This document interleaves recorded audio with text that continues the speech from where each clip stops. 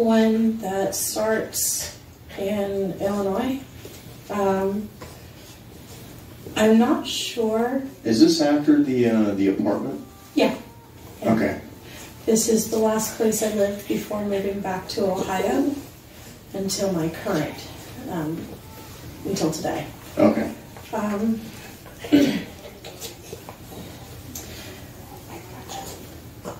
To give you a little bit of backstory, All right. my father moved up there to find a house or an apartment for us to move into because he had relocated into another job.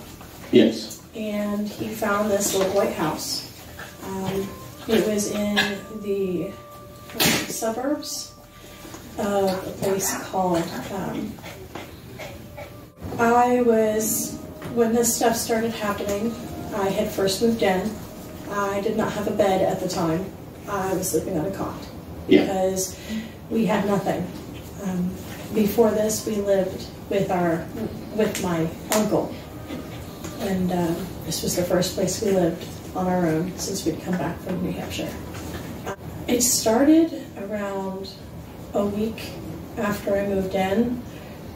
My father had told my mom that there were strange noises in the house, and that the landlord had told us that it was just the pipes. But every night around 1:30 until about 4 o'clock in the morning, there was this weird racket in the basement.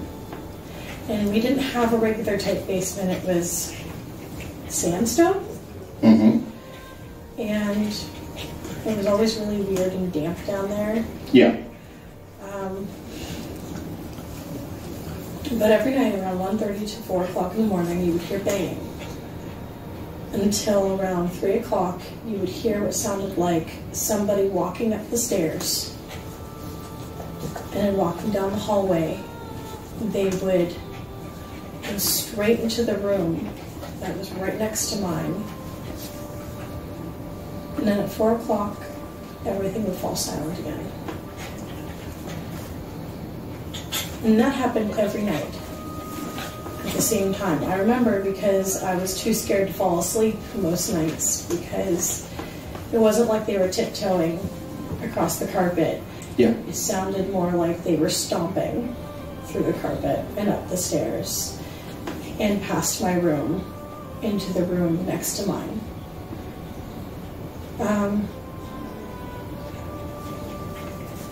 And that's all it would do until the weekend of my 16th birthday.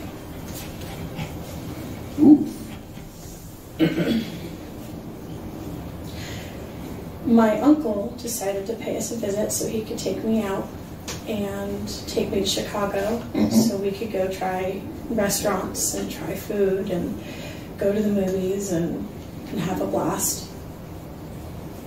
And he decided he was going to take residence in the room next to mine. And because my uncle, I'm so sorry for divulging this, would sleep nude, he shut the door and locked it at night.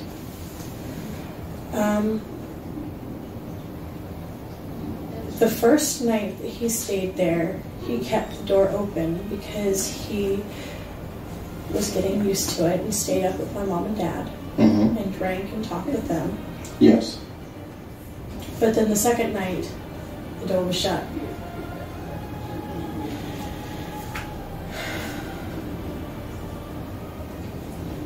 I had actually fallen asleep that night. But around 1:30, I started to faintly hear the banging coming up from the downstairs, from the basement. And it started to walk down the hallway. And it stopped. And I always shut and locked my door at night, ever since I had moved in. That night, I felt like I was in danger. Whatever it was, whatever this thing was, got angry and grabbed my doorknob and started to shake my door. violently. Kind of like how they do in like the Insidious movies. Oh, it was terrifying. I laid there in my bed, so terrified of getting up that I cried, that I was terrified to say anything, not a word. So afraid that it was going to bust down my door and attack me if I did. Mm-hmm. And then it started to move and decided to start rattling and banging on the door next to mine, where my uncle laid sleeping. And it did that until 4 o'clock in the morning, when it finally stopped. And is your uncle a heavy sleeper? No, he woke up. Okay. He woke up. He did the same thing I did. He stayed in the bedroom, didn't move, didn't even try to move. He thought we had had an intruder in the house, and he did not have any weapons on him at all.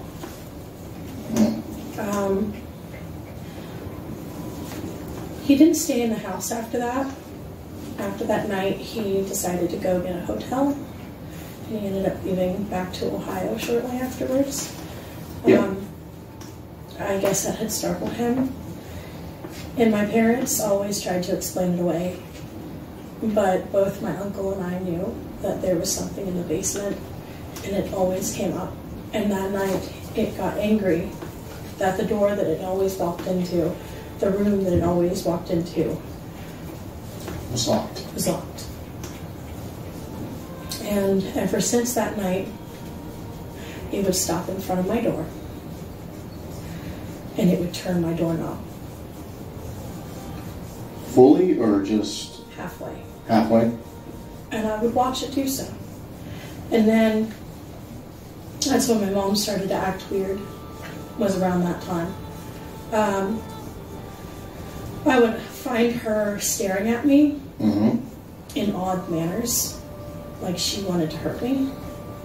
And then one day, she cornered me in the laundry room because I had blood in my bed. Ouch. And I was taking my stuff into the laundry room so I wouldn't wake anybody up early in the morning. Mm-hmm. And I had passed their room just to see if they had been asleep. And they both were.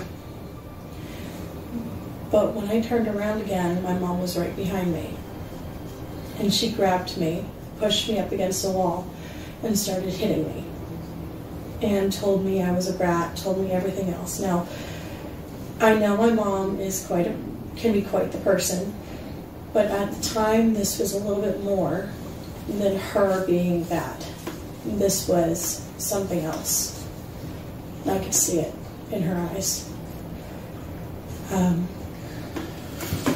She changed in front of my dad, in front of me, and my dog wouldn't go to her like he normally did. And that continued until we moved.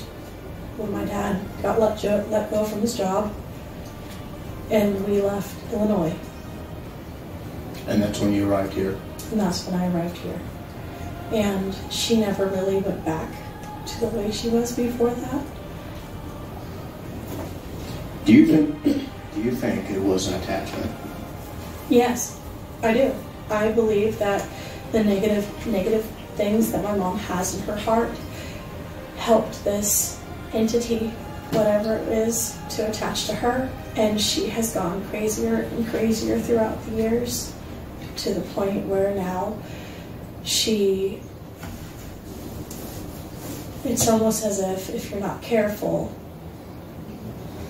she will attack you.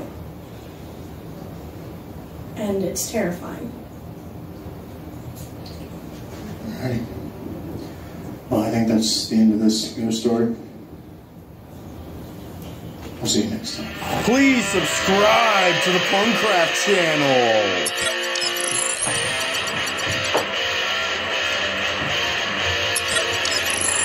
Please hit that notification bell.